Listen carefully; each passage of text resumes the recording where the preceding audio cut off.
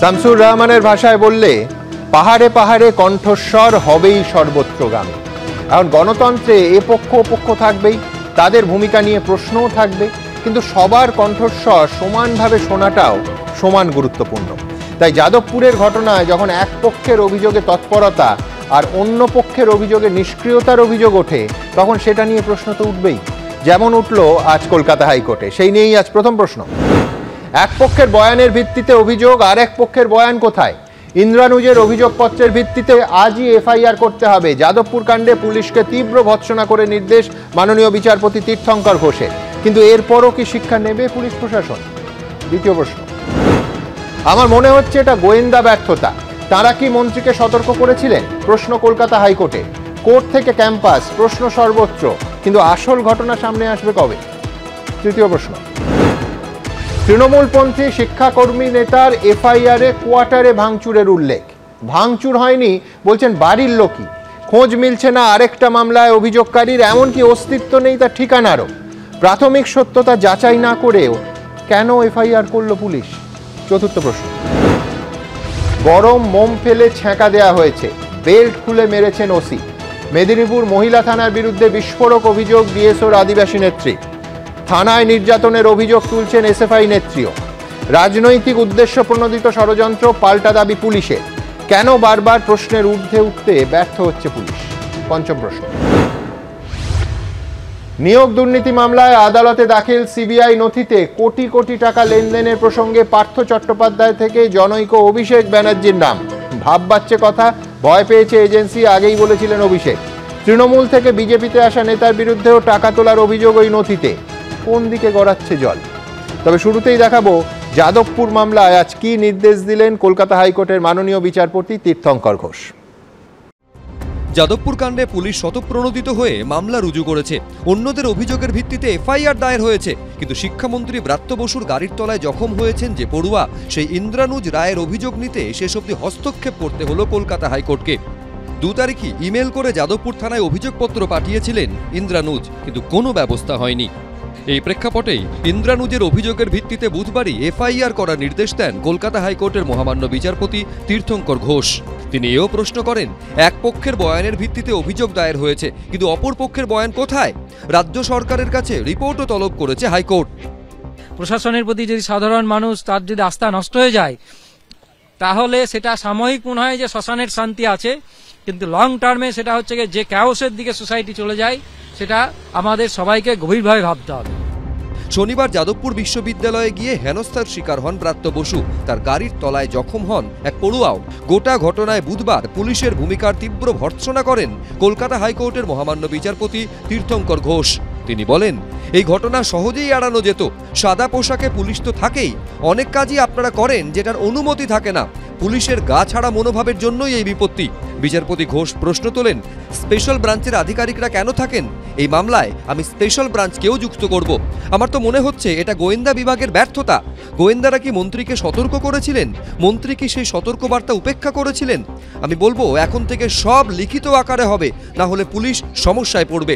নিরাপত্তাপ্রাপ্ত ব্যক্তির কাছাকাছি যদি বিক্ষোভকারীরা চলে আসেন, সেক্ষেত্রে সমস্যা হবে। 7খানা এফআইআর রেজিস্টার হয়েছে। 7খানাই হচ্ছে শাসক দলের ভার্সান আর পুলিশের ভার্সান।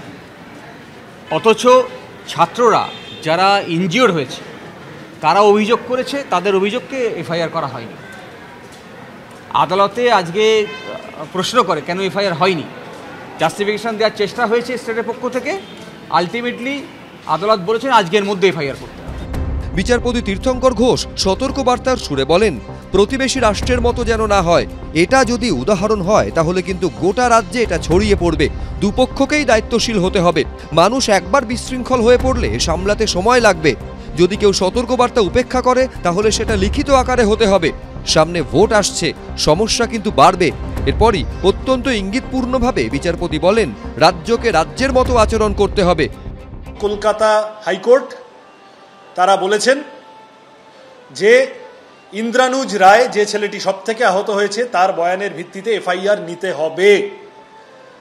এই হাইকোর্টের এই বক্তব্যকে আমরা প্রশাসন, পুলিশ, তৃণমূল এদের গালে 82 শিক্ষার চড় হিসেবে দেখছি। কেউ মনে করতে পারেন আমি পুলিশ নিয়ে যেতে পারতাম, আমি সেটা মনে করিনি। কেউ বলতে পারেন আমি আরেকটু ধৈর্য ধরে থাকতে পারতাম। আমি সেটা মনে করিনি। আমি মনে করেছি ঠিক সময়ে আমি বেরিয়েছি। ওখানে থেকে আমার আত্মরক্ষাকে আরও বিপর্যস্ত করা বা গোটা সিচুয়েশনটাকে আরও ভোলাটাইল করে তোলা আমার মনে হয় না ঠিক হতো। 12 মার্চের মধ্যে রাজ্য সরকারকে রিপোর্ট দিতে নির্দেশ দিয়েছেন বিচারপতি তীর্থঙ্কর ঘোষ। শৌভিক মজুমদার, পার্থপ্রতিম ঘোষ, এবিপি আনন্দ, কলকাতা। দেখুন, আমরা বিশ্বাস করি সমস্ত পক্ষের বয়ান সমানভাবে শোনার সুযোগ দেওয়ার নামই হলো গণতন্ত্র। তাই নিরপেক্ষ বিচার ব্যবস্থা নিয়ে আমরা চিরকাল গর্ব করে এসেছি। আচ্ছা, যাদবপুরের ঘটনায় কি দেখলাম আমরা? আহত ছাত্রের বিরুদ্ধেই 4 এফআইআর হলো, কিন্তু তার অভিযোগের ভিত্তিতে কোনো এফআইআর হলো না। আজ আদালতে ঠিক এই প্রশ্নটাই তুললেন মাননীয় বিচারপতি তীর্থঙ্কর ঘোষ। বললেন, এক পক্ষের বয়ানের ভিত্তিতে অভিযোগ দায়ের হয়েছে, কিন্তু অপর পক্ষের বয়ান কোথায়? একই সঙ্গে গোটা ঘটনায় পুলিশের কঠোর সমালোচনা করলো কলকাতা হাইকোর্ট। ঠিক এই জায়গা থেকে আজকের অনুষ্ঠান শুরু করব। নিঃসন্দেহে ভাবুন যে ছেলেটা বাঁ চোখে 14টা স্টিচ নিয়ে হাসপাতালের বেডে যন্ত্রণায় কার্যত কাতরাচ্ছে, তার বিরুদ্ধে 4 এফআইআর রুজু হয়ে গেল, মামলা শুরু হয়ে গেল। এফআইআরগুলো নিয়ে তো বহু প্রশ্ন, আগেও দেখিয়েছি, এই অনুষ্ঠানে স্পেসিফিক্যালি ধরে ধরে দেখাবো।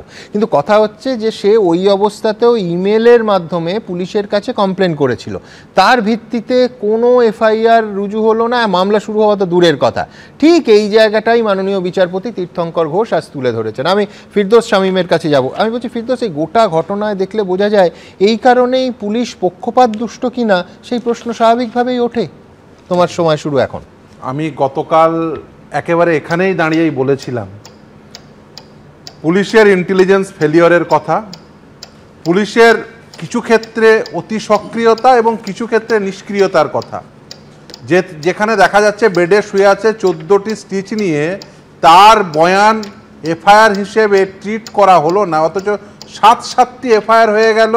তার মধ্যে 2টো এফআইআর হচ্ছে পুলিশের নিজের রুজু করা, আর 5টা এফআইআর সেগুলো বিভিন্ন ব্যক্তি যারা করেছেন তার সাপেক্ষে আজকে নির্দেশ দিয়েছেন তাদের ডিফ্যাক্টো কমপ্লেনেন্ট হিসেবে এই যে আজকে যে রিট পিটিশনটি শুনানি হলো সেখানে যোগ করতে, তাদের অ্যাজ এ ডিফ্যাক্টো কমপ্লেনেন্ট হিসেবে, তাদের পার্টি রেসপন্ডেন্ট হিসেবে তাদের নামগুলোকে সেখানে ইমপ্লিড করতে।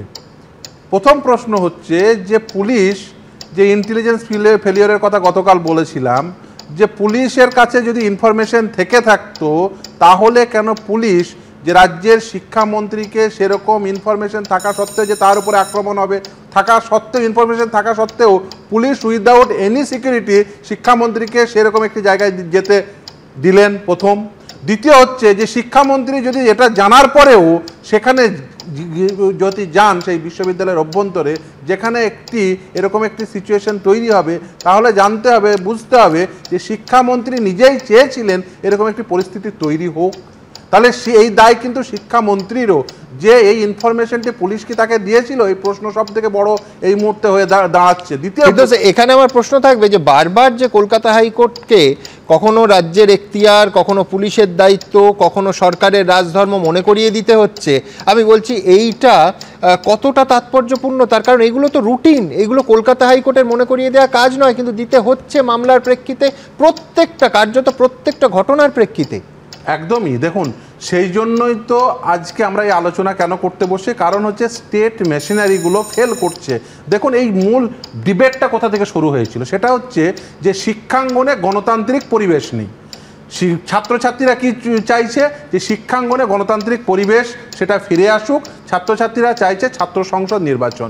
সেদিন দুটো কিন্তু ইনসিডেন্ট হয়েছে, দুটো ঘটনা সেদিন আমি বলতে পারি। একটা ভার্সন হচ্ছে যে এখানে অধ্যাপকরা সেখানে সম্মিলিত হতে চেয়েছিলেন, তারা একটা সভা করবেন, অপরদিকে ছাত্রছাত্রীরাও কিন্তু সম্মিলিত হতে চেয়েছিলেন এবং তারাও কিন্তু ইন্টিমেট করেছিলেন। অর্থাৎ দুটো ইন্টিমেশন পুলিশের কাছে ছিল। আর পুলিশের কাছে সঙ্গে কি ছিল তৃতীয় জিনিস হিসেবে, সেটা যে পুলিশের নিজস্ব ইন্টেলিজেন্স, যেখানে হোয়াটসঅ্যাপ চ্যাটের কথা বলা হচ্ছে। আচ্ছা, পুলিশের কাছে যদি সেই হোয়াটসঅ্যাপ চ্যাট থেকে থাকে যেখানে শিক্ষামন্ত্রীর প্রাণ সংশয় বা ধরুন শিক্ষামন্ত্রীর উপর আক্রমণ হবে, এটা জানার পরেও পুলিশ যদি সেই তথ্য শিক্ষামন্ত্রীকে না জানান, তাহলে তার কি ইমপ্লিকেশন? অর্থাৎ পুলিশ তারা নিজেরা ফেল করেছে, এটা পরিষ্কার দিতে হচ্ছে যে শিক্ষামন্ত্রী জানার পরেও যদি শিক্ষামন্ত্রী সেই বিশ্ববিদ্যালয়ের অভ্যন্তরে উইদাউট এনি সিকিউরিটি যান, তাহলে জানতে হবে যে শিক্ষামন্ত্রী এই বিষয়টিকে ইনস্টিগেট করতে চেয়েছেন। তাহলে এই দুটো ভূমিকায় কিন্তু আমি মনে করি স্ক্যানারের নিচে আসা উচিত। তৃতীয় আরেকটি কথা যেটা অত্যন্ত গুরুত্বপূর্ণ, যে কথা বলছিলাম গণতান্ত্রিক পরিবেশ, আসলে মূল সমস্যাটা কোথায় জানেন এই রাজ্যের? সেটা হচ্ছে শিক্ষাঙ্গনে কোনো গণতান্ত্রিক পরিবেশ রাখবো না। এবং এর উদাহরণ কোথায় পাবেন? একদম প্রাথমিক এডুকেশন থেকে শুরু করে ইউনিভার্সিটি এডুকেশন পর্যন্ত। এই রাজ্যের প্রাথমিক, আপনি শুনলে অবাক হয়ে যাবেন সুমনবাবু, এই রাজ্যের প্রাথমিকের যে বেসিক থিং, যে ডিস্ট্রিক্ট প্রাইমারি স্কুল কাউন্সিল, এই রাজ্যে বর্তমানে একটি জেলায়ও ডিপিএসসি নেই অ্যাকর্ডিং টু দ্য স্ট্যাটুট। তার কারণ এটা ডিপিএসসি থাকলে কি হবে, এটা একটা ডেমোক্রেটিক সেটআপ যেখানে প্রাথমিকের কথা ফিরদৌস বলছে। আমি বলবো যে আজ প্রাথমিকের নিয়োগ দুর্নীতি নিয়ে এই আলোচনার আরেকটা অংশে আমরা বিস্তারিত আলোচনা করব। ভয়ঙ্কর তথ্য, মানে সিবিআই কোর্টে যে নথি জমা দিয়েছে, চার্জশিটের সঙ্গে সম্পর্কযুক্ত নথি, তাতে ট্রান্সক্রিপ্ট আছে সেই বহু চর্চিত বিতর্কিত অডিও টেপের। কি আছে অডিও টেপে, ট্রান্সক্রিপ্ট কি বলছে, সেটা নিয়ে বিস্তারিত আলোচনা হবে পরবর্তী পর্বে। কিন্তু এখন আমি মূল ঘটনায় ফিরবো যে দেখুন, শনিবারের ঘটনা রাজ্য জুড়ে, কার্যত দেশ জুড়ে চর্চা শুরু হলো। এত আলোচনা, এত সমালোচনা, কলকাতা হাইকোর্টের মাননীয় বিচারপতিকে বলে মনে করিয়ে দেওয়ার আগে পুলিশের একবারও মনে হলো না যে ভিকটিম, যে আহত, তার অভিযোগের, আমি সত্যি মিথ্যে সে তো তদন্তের পরে বোঝা যাবে, কিন্তু তার অভিযোগের ভিত্তিতে একটা এফআইআর করতে হবে বেসিক। আমি ঠিক এই জায়গায় প্রাক্তন পুলিশ কর্তা নজরুল ইসলামের কাছে আসবো। ডক্টর নজরুল ইসলামের কাছে আমি মূল যে প্রশ্নটা তুলবো, কালকে ইন্টেলিজেন্স ফেলিয়ারের কথা আমরা আলোচনা করেছি। মাননীয় বিচারপতি তীর্থঙ্কর ঘোষ কোট আনকোট আজকে বলেছেন যে পুলিশের গা ছাড়া মনোভাবের জন্য এই বিপত্তি। স্পেশাল ব্রাঞ্চের আধিকারিকরা কেন থাকেন? আমার তো মনে হয় এটা গোয়েন্দা বিভাগের ব্যর্থতা। গোয়েন্দারা কি মন্ত্রীকে সতর্ক করেছিল? আমি বলছি যে দেখুন, ক্যাম্পাসে পুলিশ ঢোকা নিয়ে আমার স্পষ্ট মতামত আছে, একেবারে শেষ মুহূর্ত অবধি অ্যাভয়েড করা উচিত। কিন্তু যদি না কোনো বিরাট কগনিজেবল অফেন্স হয়, কোনো বিরাট ক্রাইম অ্যাক্ট হয়, সে কথা অন্য। কিন্তু ইন্টেলিজেন্স ফেলিয়ার তো বটেই, এইটা তো বেসিক। একমত কিনা ডক্টর নজরুল ইসলামের কাছে জেনে নেব। নজরুলদা, আমাকে যে প্রশ্ন জিজ্ঞেস করা হয়েছে তার উত্তর যদি খুব সরাসরি দেওয়া হয় তাহলে বলতে হয় যে এটা ইন্টেলিজেন্স ফেলিওর নয়। আচ্ছা, ইন্টেলিজেন্স অনুসারে শাসক দলের নেতাদের কাজ করতে হবে এরকম মনোভাবের অভাব। আমি একটু অতীতকালে, যখন বর্তমানের শাসক দল রাজ্যে ক্ষমতায় ছিলেন না, তখনকার একটা উদাহরণ দিচ্ছি, কারণ ঘটনাটা আমার জেলার। কাটরা মসজিদের ঘটনা হয়তো আপনাদের মনে আছে। একদম। সেখানে যখন একটা সংগঠন কাটরা মসজিদের নামাজ পড়ার জন্য আহ্বান করেছিলেন, সেখানে কিন্তু ইন্টেলিজেন্স রিপোর্ট খুব পরিষ্কারভাবে বলা হয়েছিল যে এখানে অনেক হাজার লোক হবে এবং সেই জন্যে পুলিশ কিন্তু তার ব্যবস্থা করেছিলেন। কিন্তু তৎকালীন শাসক দলের নেতারা এসপির অফিসে গিয়ে বলেন যে এটা একটা ভূপর সংগঠন, তো এদের ডাকে এত লোক আসবে একথা আপনাকে কে বলল? এবং এসপিকে সেই যে পুলিশের ব্যবস্থা করেছিলেন সেটা তুলে নিতে বাধ্য করেন এবং এর ফল হয় ওখানে অনেক জনের মার্ডার। এবং যে মুর্শিদাবাদ জেলায় এর আগে কখনো সাম্প্রদায়িক দাঙ্গা হয়নি, সে সাম্প্রদায়িক দাঙ্গা এবং রাজ্যের অন্যান্য জায়গায় ছড়িয়ে পড়ে। আমার যেহেতু ওখানে বাড়ি, আমি এই ব্যাপারটা বলছি, যদি কারো ক্ষমতা থাকে চ্যালেঞ্জ করুন আমি যা বলছি। তো এই থেকে জানি, আমি পুলিশে কাজও করেছি 3টা দশক ধরে। এখানে শাসক দলের নেতারা চায় তিনি যেরকম খবর পছন্দ করবেন সেই রকম খবর তাদেরকে দিতে হবে। তার ভালো লাগবে না এরকম খবর দেয়া যাবে না। যদি সে খবর দেয়া হয় সেই খবর তারা মানবেন না।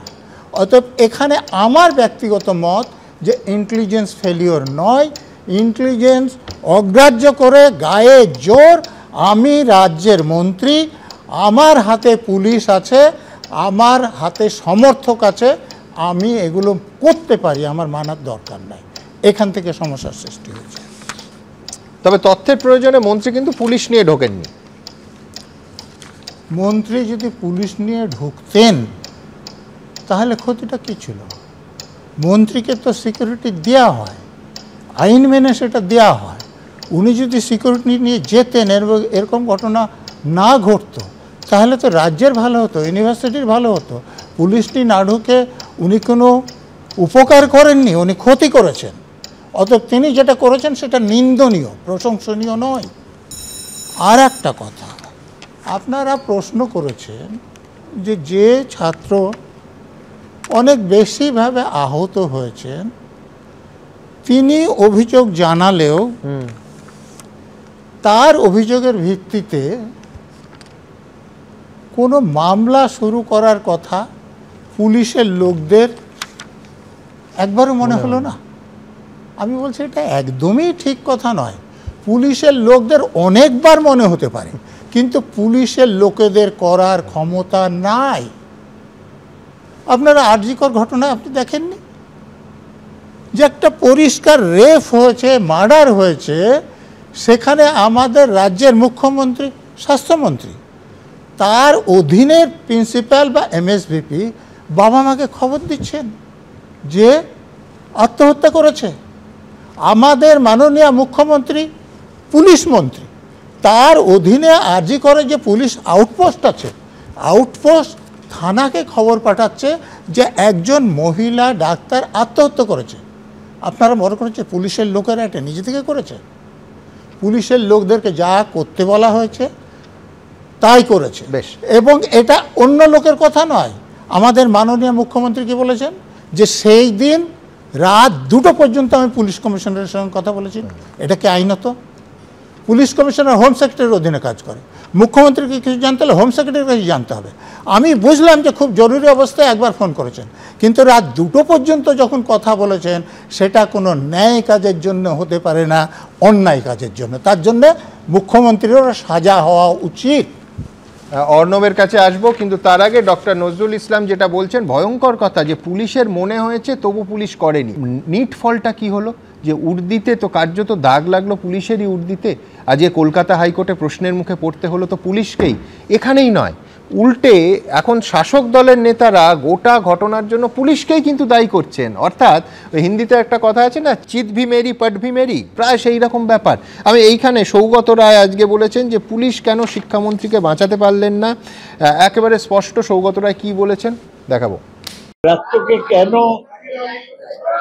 পুলিশ বাঁচাতে পারলো না আমি জানি না, সেটা বিচার করে দেখা যাবে। ওরা তো 2 ঘন্টা ধরে ওখানে চিৎকার করেছে, মিটিংয়ে মুখ ভেঙচিয়েছে, ডাক্তার একটা ছবি ঝুলিয়ে গালাগাল দিয়েছে। ওদের স্পর্ধার কোনো শেষ নেই। পুলিশ একটু শিক্ষা প্রতিষ্ঠানে ঢুকতে ভয় পায়, ভাইস চ্যান্সেলর যদি না বলে সাধারণত ওরা অ্যাকশন নেয় না, সেই জন্যই ওরা নেয় না। অর্থাৎ ভাবুন, ডক্টর নজরুল ইসলামের থিওরি অনুযায়ী যে পুলিশ শাসক দলের স্বার্থে এক পক্ষে 4টে এফআইআর করলো, আর যে আহত হলো তার এফআইআরই হলো না, তার মামলাই রুজু হলো না। তদন্ত করে দুপক্ষকে সমান রেখে পুলিশের যেটা কাজ সে তো অন্য প্রসঙ্গ, কিন্তু আলটিমেটলি শাসক দলও কিন্তু দায়ী করছে পুলিশকে। এবং এই ঘটনায় পুলিশ কতটা নিরপেক্ষ, কতটা সিরিয়াস, বারবার সেই প্রশ্ন কিন্তু তুলে দিচ্ছে এফআইআর। আপনারা জানেন ঘটনার পরের দিন থেকে আমরা দেখাচ্ছি যে এত বড় ঘটনায় একজন অভিযোগকারী, তার ঠিকানাটাই ভুয়ো। অভিযোগকারীকে আমরা খুঁজে পাচ্ছি না। যে গলি দেয়া হয়েছে 32 নম্বর, সেই গলির সমস্ত বাড়ি 23 নম্বরে শেষ হয়ে যাচ্ছে। অর্থাৎ 32 নম্বর বাড়িটার কোনো অস্তিত্বই নেই। সেইটা হচ্ছে একটি এফআইআর। আরেকটি এফআইআর, সেখানে বাড়ির লোক বলছে যে বাড়িতে ভাঙচুর হয়নি, হুমকি দেওয়ার ঘটনা হয়েছে রাত 1টার সময়। অথচ অভিযোগকারী শ্রীযুক্ত বিনয় কুমার সিং তিনি লিখছেন যে ভাঙচুর হয়েছে দুপুর 3:30টের সময়। আমি বলছি যে এই অভিযোগ, আমরা তো জানি প্রাইমা ফেসাই পুলিশ অভিযোগের একটা সারবত্তা আছে কিনা বিচার করে এফআইআর করবে, তারপর মামলা রুজু করবে। এক্ষেত্রে পদে পদে প্রশ্ন উঠছে এই এফআইআরগুলো নিয়ে। এই বিষয়ে বিস্তারিত উত্তর নেব, অর্ণব সাহা আছেন অধ্যাপক, তার কাছ থেকে। ধন্যবাদ সুমনদা। আজকে হাইকোর্টে 2টো শুনানি ছিল। একটা শুনানি ছিল এজলাসে, সেটা হচ্ছে তীর্থঙ্কর ঘোষের এজলাসে একটা শুনানি ছিল, আর একটা ছিল টি শিবগানমের একটা এজলাসে। সেখানে যে অভিযোগটা এসেছিল সেই অভিযোগটাকে জনস্বার্থ মামলা করা হয়েছিল। সেই জনস্বার্থ মামলায় কিন্তু কি শিবগানম পরিষ্কার করে বলেছেন যে এইখানে আমরা এই মুহূর্তে কোনো হস্তক্ষেপ করব না। আর তীর্থঙ্কর ঘোষের এজলাসে যে মামলাটা হয়েছে সেখানে মাননীয় বিচারপতি বলেছেন, মাথায় রাখবেন এখানে যা যা নেগলিজেন্সের প্রসঙ্গ আসছে বা যা যা খামতির প্রসঙ্গ আসছে সেগুলোকে মনে রেখেও কোনোভাবেই যেন বাংলাদেশের মতো পরিস্থিতির সৃষ্টি না হয়, এই কথাটাও তিনি বলেছেন। এবার একটা ঘটনার তো দুটো দিক থাকে সমস্ত সময়। আমরা যখন একটা বাক্য বলেছেন যে রাজ্যকে রাজ্যের মতো আচরণ করতে হবে, রাজ্যকে রাজ্যের মতো আচরণ করতে হবে, এবং সেক্ষেত্রে পুলিশের উপরই বারবার করে এখানে যাচ্ছে, অভিযোগের তীর যাচ্ছে, পুলিশের ক্ষেত্রে কোথায় কোথায় খামতি ছিল সেটা যাচ্ছে। আমি বলছি যে কোনো ঘটনার যেমন দুটো দিক থাকে, দুটো দিক থেকেই কিন্তু আমাদের আলোচনাটা শুরু করা উচিত। এবং যেহেতু সেই দিন ওইখানে একেবারে স্পটে আমি উপস্থিত ছিলাম, মঞ্চে একজন বক্তা হিসেবে উপস্থিত ছিলাম, সেই দিনকে থেকে আমি বলছি, বারবার করে বলছি সুমনদা, সেটা হচ্ছে যে ঘটনাটার যখন ঘটতে শুরু করেছে, যখন ওখানে মানে একটা হট্টগোল চলছে, ওখানে ঢোকার চেষ্টা করছে বাইরের বেশ কিছু ছাত্র, এরকম তারা ঢোকার চেষ্টা করছে, বারবার করে কিন্তু মাননীয় শিক্ষামন্ত্রী মঞ্চ থেকে এই কথাটা বারবার বলেছেন যে আমরা চাইলে এই পুরো জায়গাটা দুর্গের মতো ঘিরে দিতে পারতাম পুলিশ দিয়ে, কিন্তু শিক্ষাঙ্গনের মধ্যে পুলিশ ঢোকাবো না, এইটা হচ্ছে আমাদের স্ক্যাং। এবার এই স্ক্যাংটা একটা মানবিক স্ক্যাং, এই স্ক্যাংটা একটা গণতান্ত্রিক স্পেস দেবার স্ক্যাং, সেই স্ক্যাংটাকেও কিন্তু আমাদের মাথায় রাখা দরকার। এবার তার যে অপর এন্ডে যে জিনিসটা আছে সেটা হচ্ছে যে এইরকম কোনো কিছু আমি মানবো না, এবং না মেনে প্রায় গেরিলা কায়দায় যে সমস্ত ছাত্র সংগঠন সরাসরি ভারত রাষ্ট্রকে চ্যালেঞ্জ করে তাদেরকে সঙ্গে নিয়ে আমাদের যে মূলধারার বাম, তারা যখন সেইখানে গিয়ে একটা এরকম হামলা করে, এবং সেইখানে সেদিনকে শিক্ষামন্ত্রীর গাড়িকে ঘিরে ধরে যেভাবে ইকমার চার্জ কর আমরা ভিডিওতে শুনতে পাচ্ছি, যে পরিস্থিতি তৈরি হয়েছিল, সেই পরিস্থিতিকে তো প্রায় যেন মনে হচ্ছে 1970 সালের 30শে ডিসেম্বর সেই গোপাল সেন হত্যা, প্রায় সেরকম কি একটা পরিস্থিতি তৈরি করার চেষ্টা হচ্ছিল। এটা একটা দিক। আরেকটা আমার ছোট্ট প্রশ্ন থাকবে অর্ণব, সেটা হচ্ছে মানবিক মুখের কথা বললে, তাহলে সৌগত রায় যে পুলিশ ঢোকানোর কথা বলছিলেন সেটা তৃণমূলেরই অমানবিক মুখ, অমানবিক স্ট্যান্ড। সৌগত রায় মানে একটা মানবিক হলে তার বিপরীত অমানবিক বলে যায়। ব্যক্তিগতভাবে কি বলেছেন সেটা ব্যক্তিগত নয়, বাড়িতে বলেন। হ্যাঁ, পার্টিস ক্যাং না, উনি ব্রাত্য বসুর নিরাপত্তা নিয়ে চিন্তিত কেন পারলো না পুলিশ, সেই কথাটা এখানে তুলেছেন। এবার আমার যেটা বক্তব্য সেটা হচ্ছে, যদি ধরুন এরকম পরিস্থিতি হতো যে সেদিনকে প্রচুর ঠিক করছে পুলিশ, গেরিলা কায়দায় যারা আক্রমণ করছে তারা পুলিশের উপরে হামলা করতে পারতো, মানে পরিস্থিতিটা আরো ভয়াবহ হতে পারতো, এবং পুলিশ সেখানে হয়তো লাঠিচার্জ করছে বা এরকম একটা কোনো একটা পরিস্থিতি তৈরি হতে পারতো। তাহলে কি এইরকম কোনো কিছু একটা চাওয়া হচ্ছে? তুমি জানো আমি আদর্শগত কারণে ক্যাম্পাসে পুলিশ আমরা বারবার বিরোধিতা করি, কিন্তু মব আক্রমণ করতে পারে সেই জন্য পুলিশ ঢুকবে না, এটা যুক্তি হলো না। আমি বলছি পুলিশের কাজই হচ্ছে ল এন্ড অর্ডার কন্ট্রোল করা। যে পদ্ধতিতে তারা সেদিনকে আকস্মিকভাবে শেষ মুহূর্তে পরিস্থিতিটাকে অতখানি একটা হাইপে তুলে নিয়ে গেছে, আমার একটু মনে পড়ে যাচ্ছে 2017 সাল জেএনইউতে সেই তৎকালীন যিনি ভিসি তিনি বলেছিলেন যে একটা ট্যাঙ্ক ইনস্টল করতে হবে। মানে আমি বলছি ওইটা দৃষ্টিকোণের পার্থক্য। আমাদের সরকার কিন্তু কখনো এটা চায় না যে শিক্ষাঙ্গনে সেখানে যদি কোনো ডিসেন্ট থাকে, সেখানে যদি কোনো বিপরীত মতও থাকে, সেই মতটাকে আমরা কোথাও কাউন্টার করব রাষ্ট্রীয় বল প্রয়োগ করে। তো এই যে এই ভরসা রাখাটা একটা এলিট ইনস্টিটিউশন, ওখানে আমি বললাম তো, আমি আপনাকে আগের দিনও বলেছি আমি ওখানকার ছাত্র, ওখানকার গবেষক, আমি নিজে দেখেছি যে ওইখানে যে এই যে প্রতিষ্ঠান বিরোধী রাজনীতি চল ওখানে আছে, কিন্তু সেটাকে কোথাও টলারেট করার মতন একটা পরিস্থিতি বা টলারেট করার মতো মানসিকতা আমাদের সরকারের আছে। আমাদের সরকার সেদিনকে যদি সরাসরি আক্রমণ করতো পুলিশ দিয়ে, এখানেই হয়তো এখানেই হয়তো আমরা এই কথাও শুনতাম যে পুলিশ কেন এরকম অতি সক্রিয় হয়ে উঠলো, এরকম পরিস্থিতি হতে পারে। ফেয়ার এনাফ একটা চমৎকার শব্দবন্ধ অর্ণব ব্যবহার করলো, সেটা হচ্ছে দৃষ্টিভঙ্গির পার্থক্য, অর্থাৎ বিজেপির সঙ্গে তৃণমূলের দৃষ্টিভঙ্গির পার্থক্য। আমি যদি বিজেপি নেতাদের বক্তব্যের পাশে আজকে মদন মিত্রের বক্তব্য আনি, তাহলে পার্থক্যটা কি ততটা সুগভীর হবে? আমার একটু দ্বন্দ্ব আছে, কিন্তু সে কথা পরে। আগে যেহেতু এফআইআর এর কথা হলো, আমি দ্রুত একবার এই এফআইআর নিয়ে একাধিক প্রতিবেদন আমাদের করতে হচ্ছে, আমি দ্রুত আমার প্রথম প্রতিবেদন দেখাবো, যেখানে বাড়ির লোক বলছেন যে ভাঙচুর হয়নি, এফআইআরে ভাঙচুরের কথা বলা হচ্ছে। বাড়ির লোক বলছেন রাত 1:30টার সময় হুমকি এসেছে, অথচ এফআইআর দুপুর 3:30টার কথা বলছে। পদে পদে অসঙ্গতি। যাদবপুর কাণ্ডে মোট এফআইআর এর সংখ্যা 8। তার মধ্যে 4টে এফআইআর এর নাম রয়েছে ইংরেজি বিভাগে স্নাতক স্তরে প্রথম বর্ষের পড়ুয়া ইন্দ্রানুজ রায়ের, যিনি গাড়ির তলায় জখম হয়েছেন।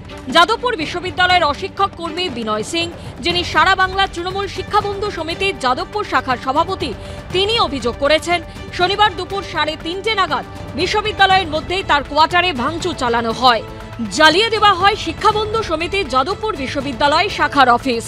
তার দায়ের এফআইআরে একদম প্রথম নাম রয়েছে ইন্দ্রানুজের। ইন্দ্রানুজ সহ বাকিদের বিরুদ্ধে খুনের চেষ্টার মতো জামিন অযোগ্য ধারা দেওয়া হয়েছে। কিন্তু তৃণমূলের শাখা সংগঠনের নেতা বিনয় সিং যা যা অভিযোগ করছেন তার সঙ্গে তার বাড়ির লোকের বয়ানই মিলছে না। এফআইআরে বাড়িতে ও অফিসে হামলার সময় উল্লেখ করা হয়েছে শনিবার দুপুর 3:30, অথচ তার বাড়ির লোক সম্পূর্ণ উল্টো কথা বলছেন।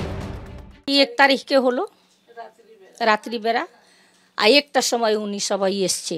শনিবার দিন রাত্রিবেলা? দিন, হ্যাঁ শনিবার দিন। মানে সেটা রাত্রি 1টা মানে হচ্ছে রোববার হয়ে যাচ্ছে। হ্যাঁ হ্যাঁ। এই যে স্টাফ কোয়ার্টার, তার 10 নম্বর স্টাফ কোয়ার্টারের সামনে আমরা দাঁড়িয়ে রয়েছি। বিনয় কুমার সিংহের এই কোয়ার্টার, যেখানে তিনি থাকেন, তার পরিবার থাকে, ঠিক এই বাড়ির ভেতরেই ভাঙচুর করা হয়েছে বা এখানেই বেশ কিছু ছাত্ররা তারা এসে ঝামেলা করে, এমনই অভিযোগ লিখিতভাবে করা হয়েছে।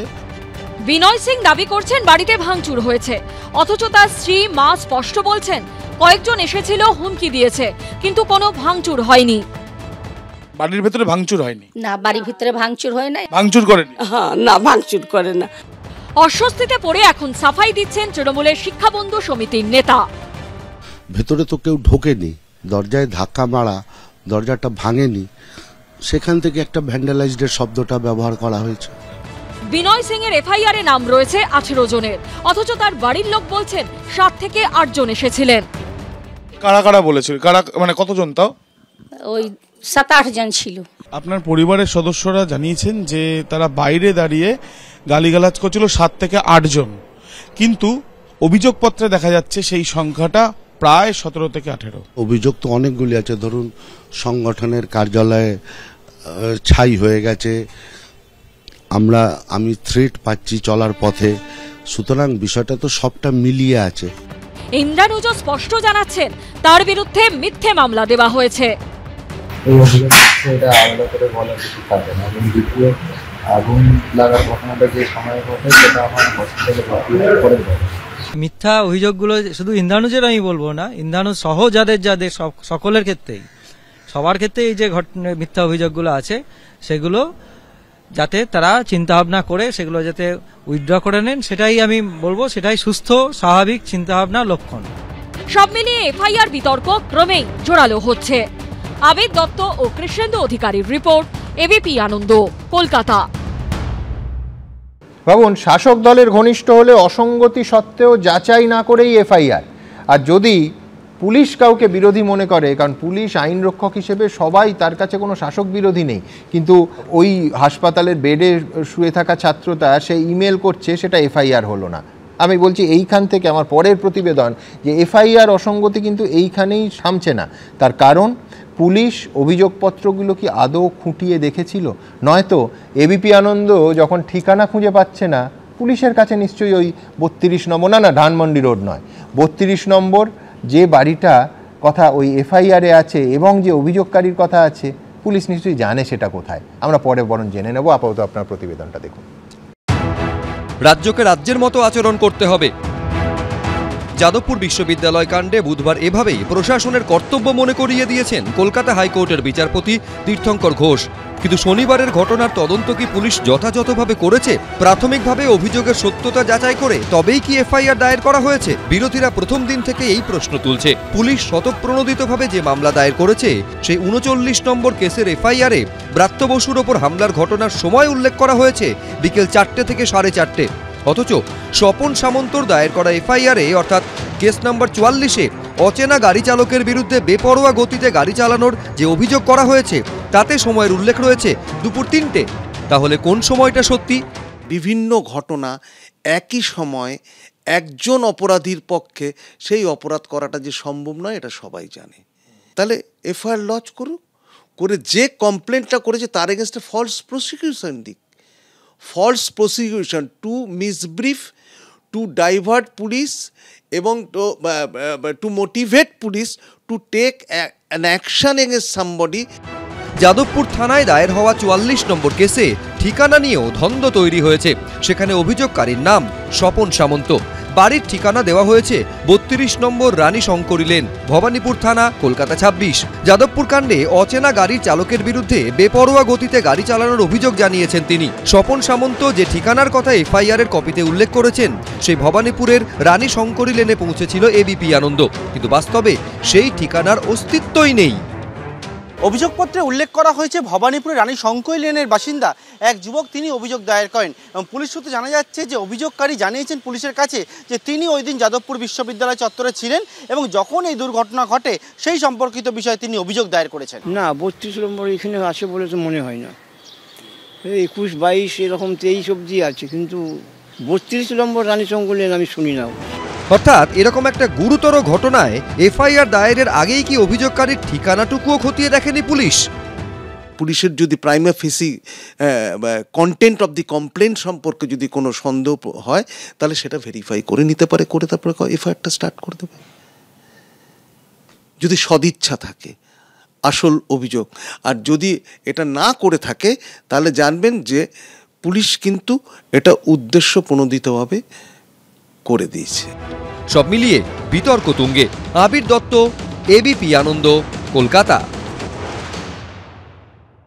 আমি কেয়ার কাছে যাব, কিন্তু তার আগে ছোট্ট একটা কৌতূহলের প্রশ্ন নজরুলদার কাছে থাকবে। আচ্ছা, এফআইআরে কেউ যদি ভুল তথ্য দেয় এটা কি শাস্তিযোগ্য অপরাধ? দেখুন, আমাদের ইন্ডিয়ান পেনাল কোডে 211 নম্বর ধারা ছিল, এই দোষরা আছেন বলবেন, তো তখন থেকে এটা শাস্তিযোগ্য অপরাধ ছিল।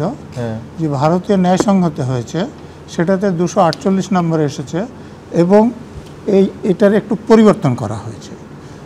এখন যদি কেউ মিথ্যে অভিযোগ শুধু করে তাহলে সাজাটা 5 বছর, আর সেই মিথ্যে অভিযোগের ভিত্তিতে যদি প্রসিডিং শুরু হয়ে যায় তাহলে সাজাটা 10 বছর। অর্থাৎ আপনারা যেটা বলছেন ওই যে বাড়িতে ভাঙচুর সময়, বাড়ির লোকই বলছে ভাঙচুর হয়নি, হ্যাঁ, তো যার বিরুদ্ধে অভিযোগটা হয়েছে তিনি যদি কেস করেন তাহলে কিন্তু 10 বছর সাজা হবে, তার সঙ্গে লাখে জরিমানাও আছে। আচ্ছা, অতএব সাজাটা কঠিন।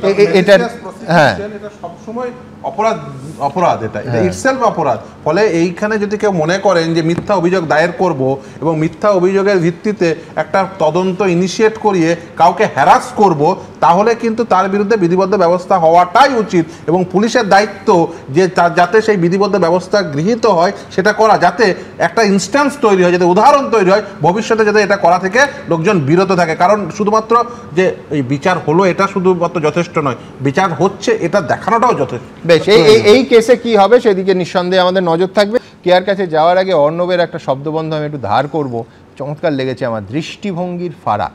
আচ্ছা, দৃষ্টিভঙ্গির ফারাক বিজেপি আর তৃণমূলে ঠিক কতটা?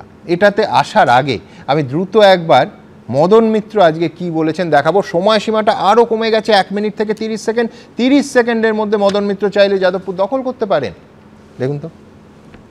মমতা বন্দ্যোপাধ্যায়ের দিকে তাকিয়ে গোটা পার্টি চুপ করে আছে, সংযম দেখাচ্ছে। শুধু একটুখানি মমতা ব্যানার্জিকে মানে ইনস্ট্রাকশনও দিতে হবে না, খালি বলতে হবে যে আপনি ছাত্র পরিষদের নেতৃত্ব আপনারা বুঝে নিন। কতক্ষণ? অরূপ 1 মিনিট বলেছে, আমি 30 সেকেন্ড বলবো। মানে একটা কানে কানে কথা বলার পর দুটো কান তো খুঁজে পাওয়া যাবে না কথা বলার জন্য। পুলিশ পাঠানোর আমি পক্ষে নই। শিক্ষায়তনের মধ্যে গিয়ে পুলিশ আচরণ করবে, লাঠিচার্জ করবে, পুলিশের তো দরকার নেই লাঠিচার্জ করার।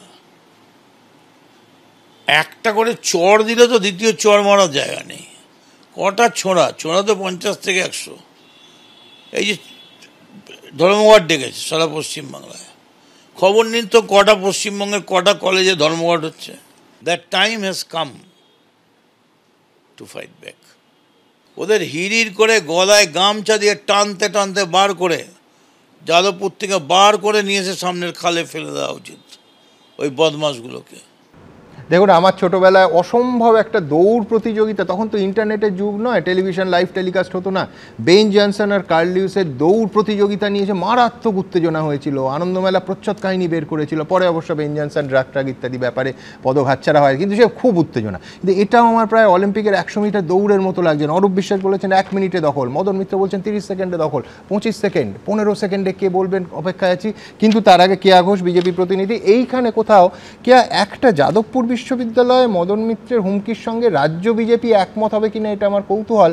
তার কারণ এর আগে দিলীপ ঘোষ বলেছেন সার্জিক্যাল স্ট্রাইক করতে হবে, শুভেন্দু অধিকারী বলেছেন কেন্দ্রীয় বাহিনী ঢোকানোর কথা, আজকে মদন মিত্র বলছেন 30 সেকেন্ড, এর আগে অরূপ বিশ্বাস 1 মিনিট বলেছেন। কিন্তু কথা হলো যে যাদবপুর কে দখল করবে, বিজেপি না তৃণমূল? পড়ি আমি। সুমন, আপনি শুরু করলেন একটা কথা বলে যে দৃষ্টিভঙ্গির ফারাক তো আছে। কেন বলছি সে কথায় না হয় পরে আসি। তার আগে আমি দেখছি এই রাজ্যে একটা চমৎকার ম্যাগি নুডলসের একটা প্রতিযোগিতা তৈরি হয়েছে। ম্যাগি নুডলস দেখুন আমরা সবাই জানি 2 মিনিটে তৈরি হয়, আর এখানে অরূপ বিশ্বাস মন্ত্রী বলছেন 1 মিনিট, এখন মদন মিত্র আরও সময়সীমা কমিয়ে দিয়ে 30 সেকেন্ড করে দিয়েছেন। অর্থাৎ একটা কোথাও অলিখিত কম্পিটিশন চলছে যে কে কোথায় যাদবপুরকে নিয়ে কত জ্বালাময় বক্তব্য রেখে মমতা বন্দ্যোপাধ্যায়ের কাছে নিজের নম্বর বাড়াতে, বা এক্ষেত্রে মাফ করবেন সুমন, আমার মনে হচ্ছে খানিকটা কমলেও কমতে পারে। কেন বলছি? তবে সার্জিক্যাল স্ট্রাইকে নাকি আরো কম লাগে। নিশ্চয়ই আসছি, আমি অবশ্যই আসবো, আমি পালিয়ে যাওয়ার বান্দা নই। দেখুন আমরা দেখছি যে এই রাজ্যে একটা চমৎকার খুব সুন্দর, আমি সেটিং আয় তবে সহচরী হাতে হাতে ধরি ধরি এগুলো অনেকবার বলেছি, কিন্তু আমরা দেখছি অবশ্যই সবার আগে বলে দিই ইন্দ্রানুজের তার সুস্থতা কামনা করি, তার সামনেও লম্বা জীবন পড়ে রয়েছে, তার সুস্থতা অবশ্যই কামনা করি। কিন্তু আমি কেন বলছি এই সার্জিক্যাল স্ট্রাইকের কথা আপনি বললেন, আমার মনে পড়ে যাচ্ছে এই ঘটনাগুলি ঘটতো না, ব্রাত্য বসু তার উপর আক্রমণের ঘটনাই ঘটতো না যখন 2019 সালে, এখন তিনি তৃণমূলে রয়েছেন, তদানীন্তন কেন্দ্রীয় মন্ত্রী বাবুল সুপ্রিয়র ওপরে যখন এই দুর্বিনীত ছাত্ররা যেভাবে হামলা করেছিল, যদি সেই সময় ব্যবস্থা নেওয়া হতো, মহামহিম রাজ্যপাল বর্তমানে দেশের উপরাষ্ট্রপতি জগদীপ ধনকর মহাশয় তার উপরে আঘাত হানা হয়েছিল। 2023 সালে বিরোধী দলনেতা শুভেন্দু অধিকারী তার উপর প্রাণঘাতী আক্রমণ হয়েছিল, এবং সেই সময় এই আয় তবে সহচরী হাতে হাতে ধরি ধরি হয়েছিলেন মমতা বন্দ্যোপাধ্যায়, তখন স্পিক নট হয়েছিলেন, এবং সেই কারণেই ওই একবার চিদম্বরম সাহেব বলেছিলেন না, paid back by your own coins, ঠিক তাই হয়েছে এবারে। বুদ্ধদেব ভট্টাচার্য বলেছিলেন, আমি উল্লসিত হচ্ছি না। আরে বুদ্ধদেব ভট্টাচার্য নামটা আনলেন, দেখুন আজকে বামেদের কি অবস্থা। আমি কেন বলছি আয় তবে সহচরী, অনেকগুলো অ্যাঙ্গেল থেকে বলছি বামেদের কি অবস্থা। যে ইন্দ্রানুজ, অবশ্যই সে অসুস্থ, অবশ্যই তার বিরুদ্ধে অত্যন্ত পুলিশি অত্যাচারের সে শিকার হচ্ছে, সেই বিষয়ে আমরা জানি, এ বিষয়ে আমরা ভারতীয় জনতা পার্টি থেকে কে বেশি জানবে।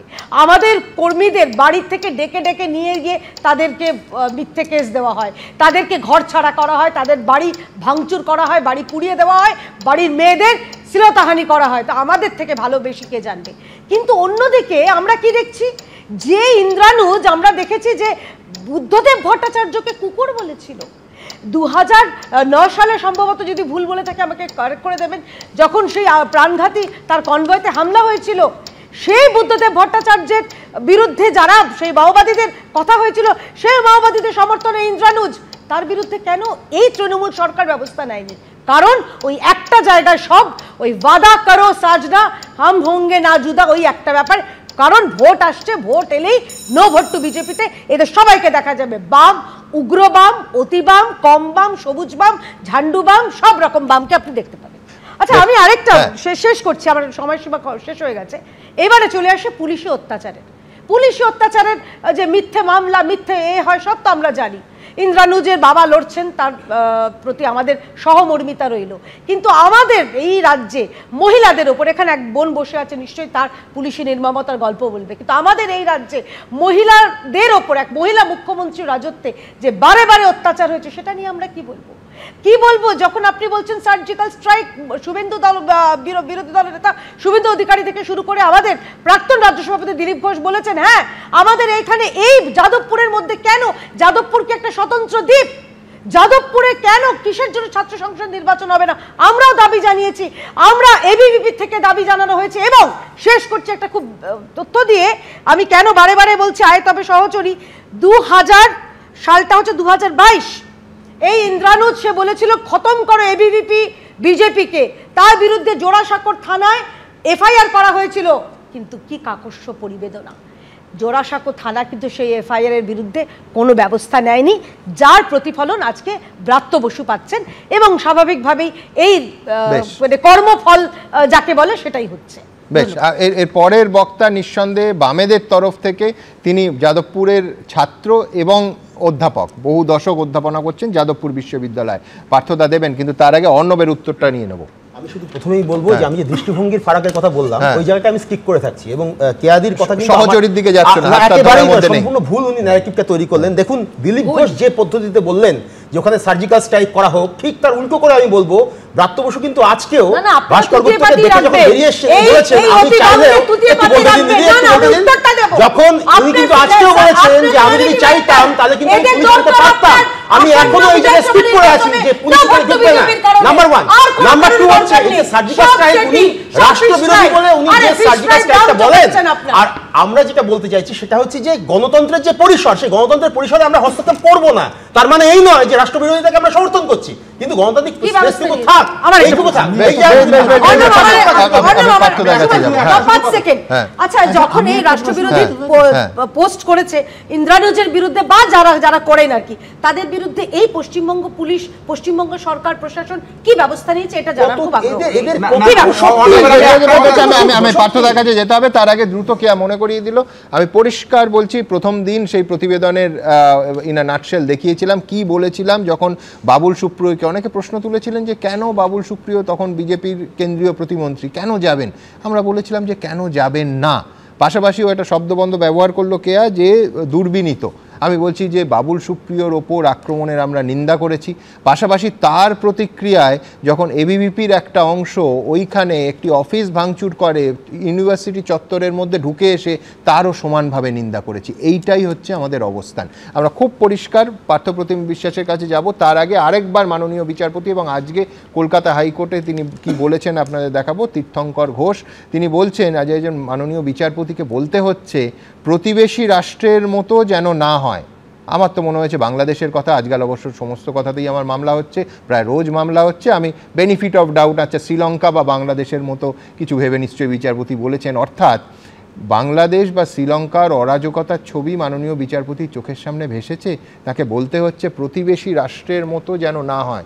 এবং তারপর যা বলছেন সেটা এ রাজ্যের রাজনীতিবিদদের বলার কথা ছিল, তারা কেউ বলছেন না। আবার বলছি যে কোনো পক্ষকে আমরা ক্লিন চিট দিতে পারছি না। আজকে মাননীয় বিচারপতি বলছেন কোট আনকোট দুপক্ষকেই দায়িত্বশীল হতে হবে। মানুষ একবার বিশৃঙ্খল হয়ে পড়লে সামলাতে সময় লাগবে। এটা অর্থাৎ যাদবপুরের ঘটনা যদি উদাহরণ হয় তাহলে গোটা রাজ্যে এটা ছড়িয়ে পড়বে। সামনে ভোট আসছে, সমস্যা কিন্তু বাড়বে। আমি আবার বলছি, আমার পরের বক্তা যাদবপুর বিশ্ববিদ্যালয়ের ছাত্র এবং অধ্যাপক, আমি বলছি প্রত্যেককে দায়িত্বশীল হতে হবে। এই সহজ কথাটা বুঝতে আমাদের রাজ্যের রাজনীতিবিদদের, পলিসি মেকারদের এত সময় লাগছে কেন? ঠিকই সুমন, প্রথম আমি বলি যে আজকে বিচারপতি মাননীয় যে কথাটা বলেছেন যে আমাদের প্রতিবেশী রাষ্ট্রের মতো অবস্থা যেন না হয়, কথাটা ইন্টারেস্টিং এই কারণের জন্য যে আজকে সন্ধ্যাবেলায় মদনবাবুও যে মন্তব্য করেছেন যে 30 সেকেন্ডে যাদবপুর দখল করে নেবো, তার আগে অরূপবাবু বলেছেন। ইনফ্যাক্ট কার্যত আপনি মাসখানেক আগে আপনি একটা অনুষ্ঠান করছিলেন, বাংলাদেশের কিছু অবসরপ্রাপ্ত সেনা তারা আসলে কলকাতা দখলের ডাক দেয় 4 দিনের মধ্যে, 4 মিনিটের মধ্যে। অক্ষমের আর্তনাদ, যেটা আমার বারবার মনে হয়েছে যে এটা আমরা প্রত্যেকবার দেখছি যে আসলে এটা একটা ইচ্ছে, কিন্তু সেই ইচ্ছেটার কিছু তো প্রতিফলন করছে না। ফলে এই যে দিলীপ বাবুর যদি বলেন সার্জিক্যাল স্ট্রাইক, মদন বাবুর হচ্ছে যে 30 সেকেন্ডে দখল, এই সবগুলোই একই জায়গা থেকে তৈরি হচ্ছে। অথচ আমাদের আদালত যখন বললেন যে রাজ্যের সরকারের কাজ হচ্ছে এই বিশ্ববিদ্যালয়, একটা স্টেট এডেড ইউনিভার্সিটি, রাজ্যের মুখ উজ্জ্বল করছে, সেটাই স্বাভাবিক অবস্থা ফেরানো। আমি বললাম উদ্যোগ কোথায়? শাসক দলের নেতারা রোজ বাউন্ডারির সামনে দাঁড়িয়ে দাঁড়িয়ে যে কথাগুলো বলছেন তাতে স্বাভাবিক অবস্থা কখনো ফিরবে না। ফলে এখানে ইম্পর্টেন্ট পার্ট যে সেদিন শনিবার দিনে যখন এই ঘটনাটা ঘটলো, যে একজন মন্ত্রীর গাড়ির চাকায় একটা 5 স্টার ইউনিভার্সিটির প্রতিবাদী পড়ুয়া পৃষ্ঠ যদি হয়, সেটা রাজ্যের জন্য কোনো ভালো বিজ্ঞাপন নয়।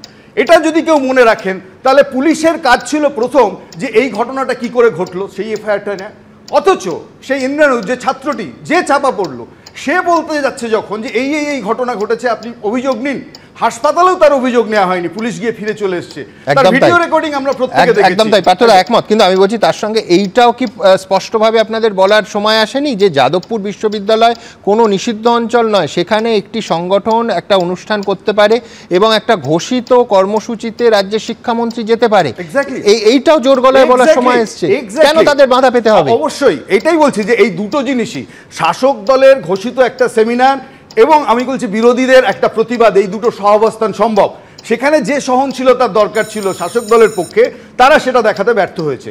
পুলিশ, আপনি পুলিশের আচরণ থেকে অর্ণব বলছিল, কথা শুনতে ভালো লাগছে যে দে অ্যালাউ ডিসেন্ট।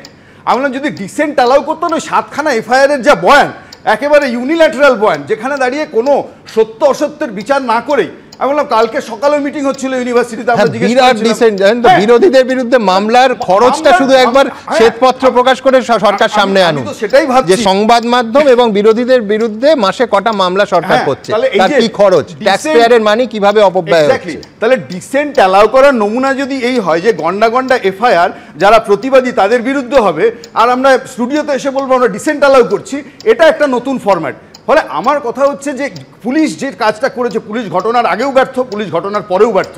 এই কারণের জন্যই বললাম যে দেখুন, যে ছাত্রটির অপারেশন থিয়েটারে 14খানা সেলাই যখন চলছে, একসাথে 4টে এফআইআরে তাকে অভিযুক্ত করা হচ্ছে, সে কোথাও আগুন লাগিয়েছে, সে কোথাও ভাঙচুর করেছে, এই ঘটনা ঘটছে, তাহলে পুলিশের ওপর সাধারণ মানুষের আস্থাটা কোথায় থাকবে? ফলে একটা স্বচ্ছ তদন্ত না হলে আপনি ন্যায় বিচারের প্রশ্ন আসে কোত্থেকে? ফলে মুড়ি মুড়কির মতো এই কাজ হচ্ছে এবং রাজ্যের প্রশাসন তাদের নির্দেশেই হচ্ছে।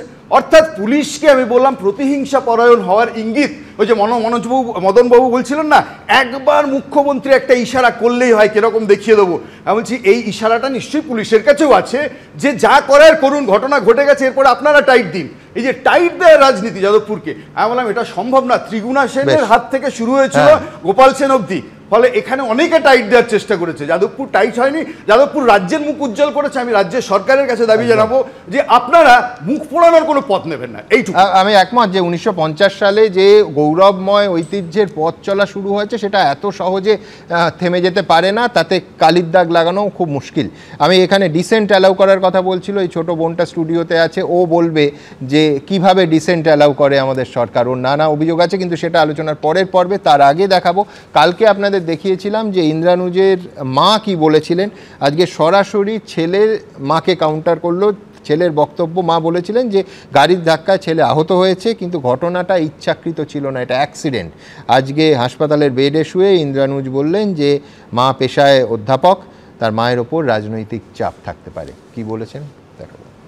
এটা অ্যাক্সিডেন্ট, এটা ইচ্ছাকৃত নয়। আমার মায়ের ওপর এই রাজনৈতিক প্রেশারটা রয়েছে। মায়ের মতো করে বলছে, মা তো আর এই রকম পরিস্থিতির মধ্যে তো আর মায়েরা কোনোদিন পড়েনি। ইন্দ্রানুজের জখম হওয়া কি দুর্ঘটনা নাকি ইচ্ছাকৃত ঘটনা, তা নিয়েই মা ও ছেলের মতভেদ স্পষ্ট। আমি এটাকে অ্যাক্সিডেন্ট হিসেবেই দেখছি, কিন্তু ধাক্কাটা ওই গাড়িটাতেই লেগেছে, কিন্তু এটা অ্যাক্সিডেন্ট, এটা ইচ্ছাকৃত নয় এবং এটা কেউই চায়নি। যদিও মায়ের অবস্থানে সম্পূর্ণ উল্টো মেরুতে ছেলে। কলেজে পড়ে, তো কলেজে তৃণমূল এটা অজানা কলেজে কীভাবে তৃণমূলের গুন্ডারা দাপিয়ে পড়ে, এটা অজানা। এটা দুঃখজনক যে নিজের সন্তানের ওপর আমরা এরকম একটা খুনের প্রচেষ্টাকে যখন নিজের কাজের জায়গায় রাজনৈতিক চাপের কারণে একটা ভোট কিলোমিটার নিয়ে কথাগুলো বলতে হয়, এটা অত্যন্ত দুঃখজনক। এবং বুঝতে পারছি সে কোন চাপের জায়গা থেকে বলেছে। ছেলের পাশেই দাঁড়িয়েছেন বাবা। বিষয়টাকে হালকা করে দিলে চলবে না, যে একটা ক্যাম্পাসের মধ্যে একটা ছাত্র একজনের গাড়ি চাপা পড়ে বা তার আঘাতে ধাক্কা লেগে তিনি আহত হয়েছেন, এইটা হচ্ছে গিয়ে সবচাইতে বড় বিষয়। শনিবার থেকে কেপিসি মেডিকেল কলেজে চিকিৎসাধীন রয়েছেন ইন্দ্রানুজ, কিন্তু এই হাসপাতালে তার চিকিৎসা ঠিক মতো হচ্ছে না বলে অভিযোগ ইন্দ্রানুজের। এখনো দেখবেন যে রিপোর্টে বেরিয়ে গেছে আমার হাতের হাতটাকে যাচ্ছে এবং পায়ের রেডিয়েশনটাকে যাচ্ছে, সেইগুলো কিন্তু এখন ট্রিটমেন্ট শুরু হয়েছে।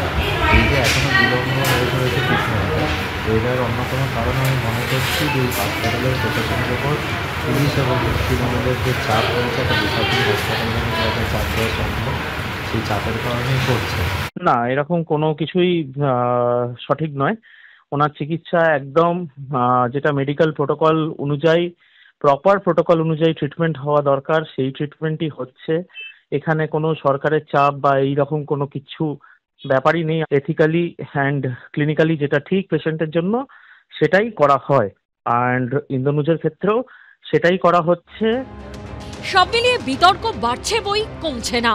কৃষ্ণেন্দু অধিকারী ও সন্দীপ সরকারের রিপোর্ট, এবিপি আনন্দ।